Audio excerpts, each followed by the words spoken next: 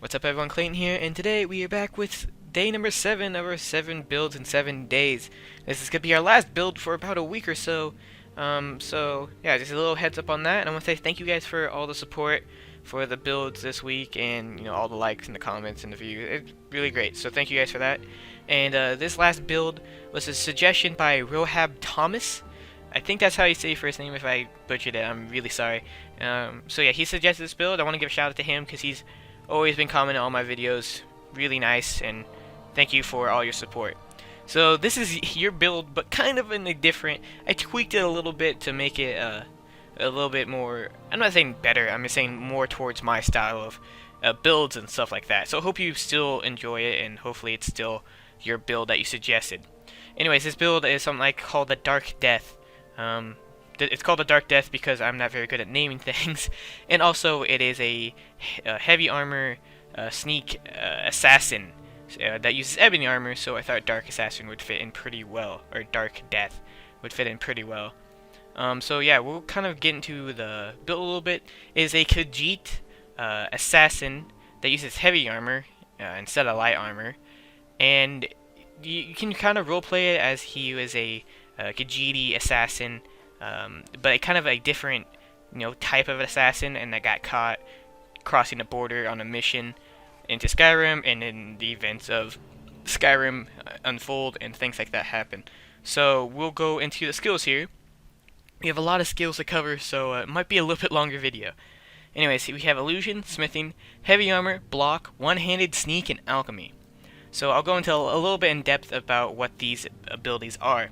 So for illusion, you will be using invisibility to be able to sneak around a little bit better. Since you're using heavy armor is a little bit harder to sneak around with.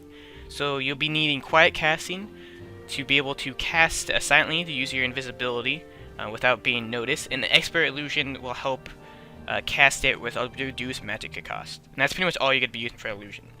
So next is smithing. For smithing, you'll be getting the ebony smithing perk, because you'll be using ebony weapons and ebony armor, so you want to be able to make it the best rating it can possibly be. For heavy armor, you want to get some of the points in the Juggernaut to be a little bit more tanky, as well as go up to the left side of the tree to get conditioning, which makes all heavy armor weighs nothing and doesn't slow you down when worn, which is pretty important.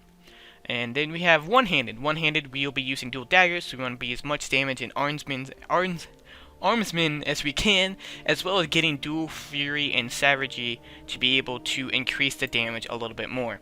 And kind of something else kind of makes this a special build is it uses block. And it uses block in the way that if you get caught, you use shield charge to knock down enemies. And if you don't know what shield charge is, it's sprinting with a shield raise knocks down most targets. So that way you can knock them down, switch back to your dual daggers, and then assassinate them with your dual daggers. And it's really good against big enemies like bandit chiefs or higher up enemies. So you knock them down and you have free attacks on them. And of course, since it's an assassin, you need sneak. You want to get everything in the sneak, especially Assassin's Blade, which is 15 times backstab bonus with daggers, since you'll be using daggers.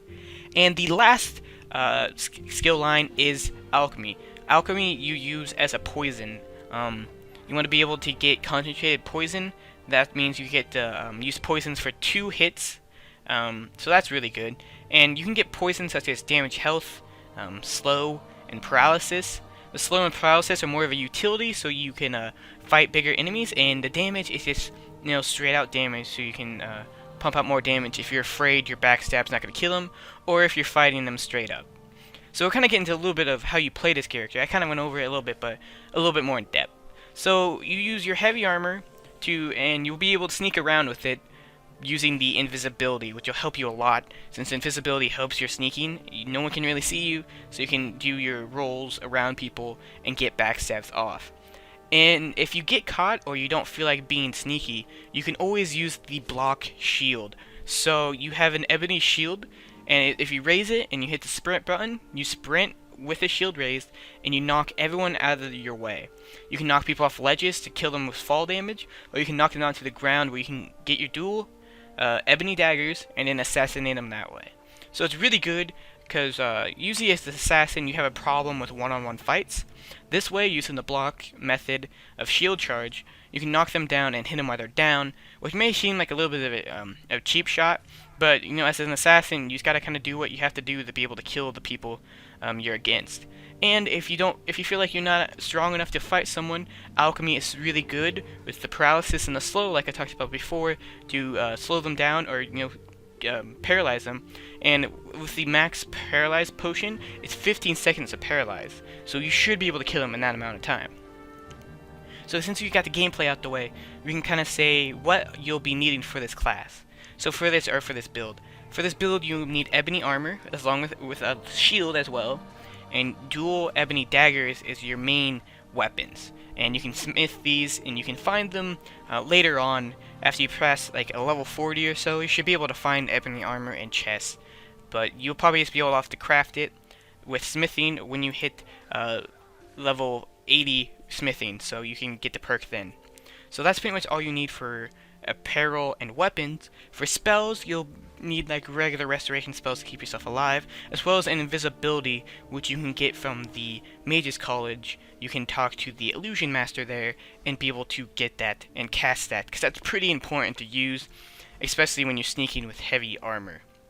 And for standing stones, which is something you kind of have a wide variety to use, you have the Lord Stone, which gives you increased armor rating and magic resist, as well as the Lover Stone that makes you have your skills increased by 15% faster, since you'll be using warrior, magic, or mage skills, and thief skills, so that'll be important, as well as the Steed Stone, which means you wear armor, it doesn't affect your speed, and it's weightless, which means if you don't have the heavy armor perk yet, you can use this until you get it, and you have 100 carry weight, which is really good.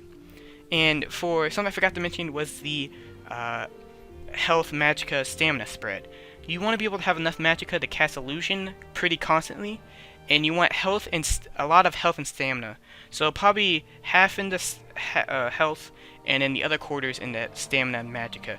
You might need a little bit more stamina because you'll be sprinting around a lot with your shield up, and that's pretty important to use as well.